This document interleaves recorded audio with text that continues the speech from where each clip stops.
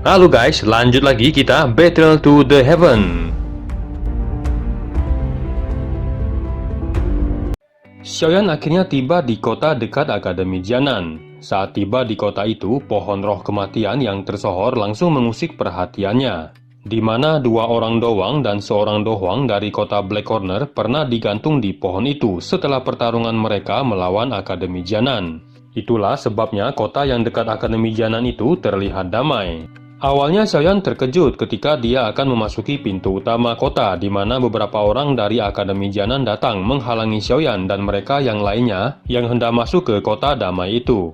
Namun begitu orang-orang Akademi Jianan itu tahu kalau ternyata itu adalah Xiaoyan, mereka pun terlihat terkejut. Bagi mereka nama Xiaoyan tidaklah asing, karena sudah menjadi bahan gosip kalau Xiaoyan memiliki hubungan dekat dengan Sun Er yang menjadi primadona di Akademi Jianan itu. Xiaoyan akhirnya diterima oleh guru Hode yang memberikannya sebuah lencana biru agar Xiaoyan bisa masuk ke Akademi Jianan. Hode juga mengatakan kepada Xiaoyan kalau guru Rolling sedang marah padanya. Untuk itu Xiaoyan harus menjelaskannya sendiri bila bertemu dengan guru Rolling. Keesokan harinya ketika Xiaoyan menuju ke akademi, ia bertemu dengan Xiaoning, sepupunya yang pernah dendam padanya. Xiaoning sedang diserang oleh sekelompok orang, menyebabkan Xiaoning terluka. Melihat mereka kembali akan menendang Xiaoning, Xiaoyan kemudian melemparkan pedangnya ke arah penyerang itu dan menghantam kaki mereka hingga membuat mereka meringis kesakitan. Melihat sosok yang telah menolongnya adalah Xiaoyan, Xiaoning nampak terkejut. Ia kemudian menceritakan kalau ia diserang karena dekat dengan Sun Er. Tahu kalau kompetisi kualifikasi telah dimulai, Xiaoning kemudian menarik tangan Xiaoyan dan bergegas menuju ke akademi. Di satu lapangan terbuka di Akademi Jianan, tampak kompetisi tengah berlangsung antara Sun Er yang mengenakan baju hijau dengan seorang pemuda, yang akhirnya dimenangkan oleh Sun Er setelah menghantam pemuda itu dengan cahaya yang melesat dari tangannya. Setelah memenangkan pertarungan, Sun Er menanyakan perihal Xiaoyan kepada Xiaoyu. Ketika tahu kalau Xiaoyan belum datang juga, Sun Er pun merasa sedikit cemas. Tak terkecuali guru Rolling yang juga masih merasa jengkel. Bila Xiaoyan tidak datang juga, maka jabatannya tidak akan dipromosikan. Selain itu, nama Xiaoyan juga akan dicoret.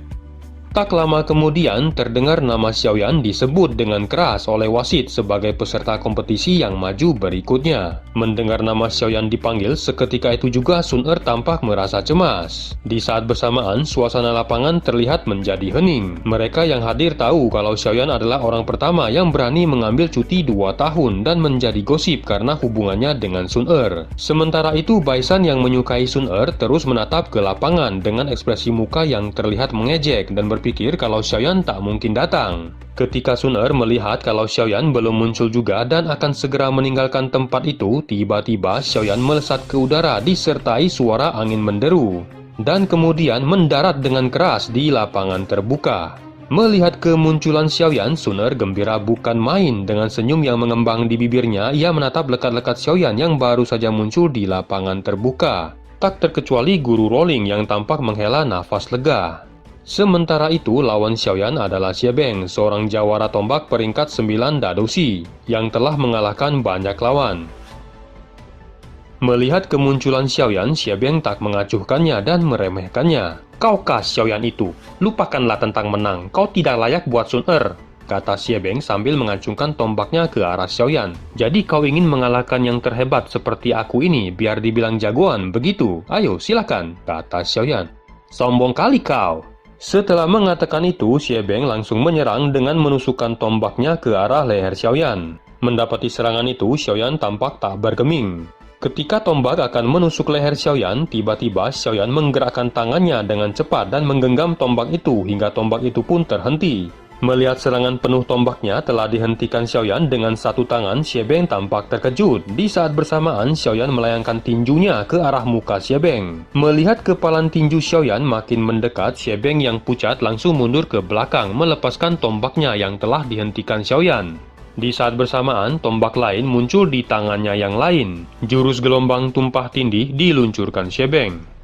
Seketika itu juga armor Doci berwarna kemerahan muncul di tubuhnya. Di saat bersamaan, tombaknya menjadi bayang-bayang tombak dan kemudian menyatu berubah menjadi cahaya merah yang kemudian menerjang ke arah Xiaoyan. Mendapati serangan itu, jurus ledakan oktan diluncurkan Xiaoyan. Seketika itu juga dari kepalan tinju Xiaoyan muncul cahaya Doci kehijauan, yang kemudian melesat ke arah cahaya merah tombak itu. Ketika kedua kekuatan itu beradu, ledakan keras menghancurkan tanah di sekitarnya dan Xie Beng terpental keras menghantam tanah dengan armor Doci-nya yang hancur dan memuntahkan darah.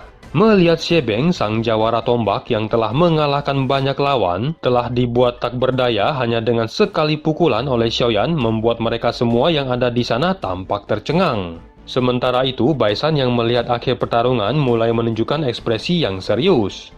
Namun baginya, Xiaoyan tetaplah bukan lawannya dan ia akan memenangkan Sun Er, pikir Baisan. Setelah mengalahkan Xie Beng, Xiaoyan kemudian menatap Sun Er yang juga sedang menatapnya dengan senyum manisnya.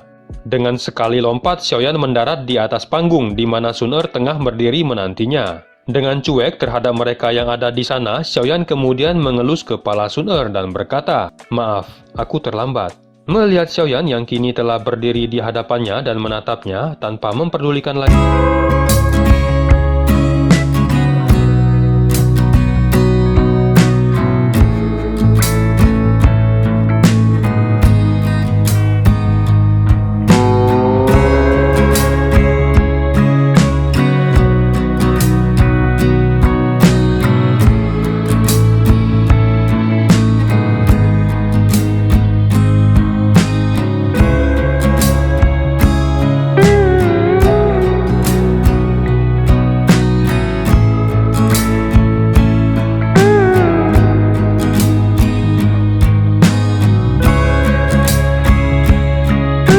Erat-erat, mereka semua yang ada di sana tampak tertegun. Mereka tak mengira kalau primadona yang acuh tak acuh itu kini tengah memeluk Xiaoyan di hadapan semua orang.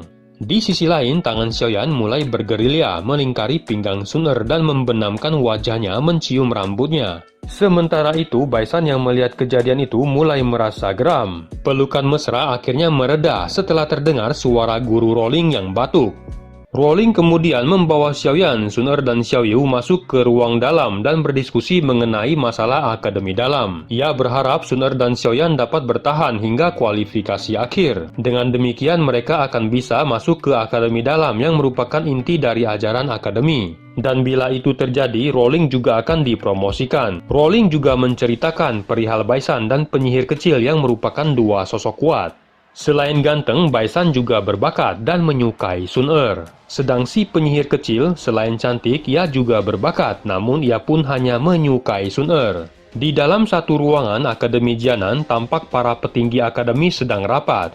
Melihat Xiaoyan pernah terlibat pertarungan dengan Misty Cloud dan bahkan membunuh Dowang serta melawan seorang dojong, mereka pun membicarakan Xiaoyan. Seorang pria tua berkata, "Xiaoyan ini benar-benar sesuatu. Dia pernah terlibat keributan dengan Misty Cloud dan membunuh seorang Dowang, bahkan melawan seorang dojong. Kurasa tidak ada murid di sini yang seperti dia."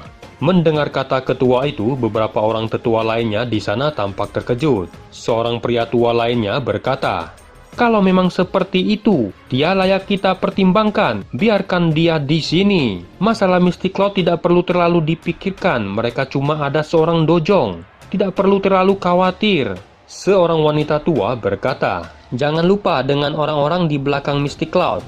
Tapi kalau memang Xiaoyan benar-benar layak, kenapa tidak?" Di malam yang sunyi, di tempat di mana Xiaoyan dan Sun Er berada, Baisan muncul di tempat itu dan mendarat di atas pohon dengan doci perak yang melonjak di tubuhnya. Tak lama kemudian, Xiaoyan muncul dan bertukar pukulan singkat dengan Baisan, mengakibatkan percikan api. Xiaoyan kemudian mendarat di batu besar tak jauh dari Baisan. "Jauhi dia," kata Baisan. "Memangnya kenapa? Orang lemah tidak pantas mendekatinya." Setelah mengatakan itu, Baisan langsung melesat ke arah Xiaoyan dengan doci petir putih yang melonjak di tubuhnya. Melihat Baisan yang melesat ke arahnya, doci hijau mulai melonjak di tubuh Xiaoyan. Namun ketika dua doci itu akan beradu, tiba-tiba Sun Er muncul di tempat itu. Di saat bersamaan, cahaya kuning yang dilepaskan Sun Er tampak meluncur ke arah serangan Baisan dan menahan serangannya. "Baisan, apa yang kau lakukan?" kata Sun Er dengan marah. Cuma latihan saja. Sun-Er, mengapa kau begitu cemas? Kalau Xiaoyan tidak bisa menahan seranganku, bagaimana dia bisa ikut kompetisi? Baisan, selama ini kamu kuanggap senior. Kalau kamu masih keras kepala, jangan salahkan aku. Mendengar kata Sun-Er, Baisan pun menjadi makin tak senang dengan Xiaoyan. Dasar banci kau, ayo maju, jangan cuma beraninya di belakang Sun-Er. Baisan, jangan keterlaluan, kata Sun-Er yang makin marah. Di saat bersamaan, doci berwarna emas tampak muncul di tangannya. Sun-Er, kamu di belakangku saja, biar ku selesaikan, kata Xiaoyan. Xiaoyan kemudian melangkah maju dan berkata, apa kau punya nyali? Siapa takut, kata Baisan. Ketika pertarungan akan terjadi, tiba-tiba Rolling muncul di tempat itu. Baisan, beraninya kau melanggar aturan. Kalau kau ingin menantangnya, tunggu saja di kompetisi. Melihat Rolling datang, Xiaoyan pun menghela napas dan kemudian menarik tangan Sun-Er meninggalkan tempat itu. Namun sebelum Xiaoyan jauh dari tempat itu, Baisan berkata, aku harap kau tidak tersingkir dari akademi. Orang lemah mesti tahu diri, apalagi kalau seorang pengecut. Mendengar kata Baisan, darah Xiaoyan naik seketika. Sebuah batu tiba-tiba meluncur ke arah muka Baisan. Namun kemudian ditangkis oleh Baisan. Rewel sekali mulutmu. Simpan saja kata-katamu itu. Kita lihat saja nanti di kompetisi, kata Xiaoyan. Kalau kau kalah, tinggalkan Sun-Er, kata Baisan. Sebenarnya namamu itu Baisan atau Baici? Setelah mengatakan itu, Xiaoyan pun berbalik menarik tangan Sun-Er yang tampak tertawa mendengar sebutan Baici yang artinya idiot itu. Sementara itu, Baisan yang sendiri di sana terlihat semakin geram. Ia tak menyangka kalau telah bersikap impulsif seperti itu hanya karena Sun-Er. Ia pun bertekad untuk memiliki Sun-Er dan mengalahkan Xiaoyan di ajang kompetisi.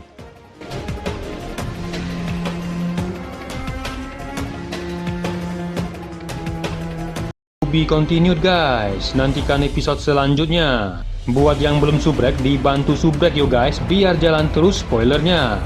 Buat yang udah subrek, mudahan dilancarkan rezekinya. See you and ciao.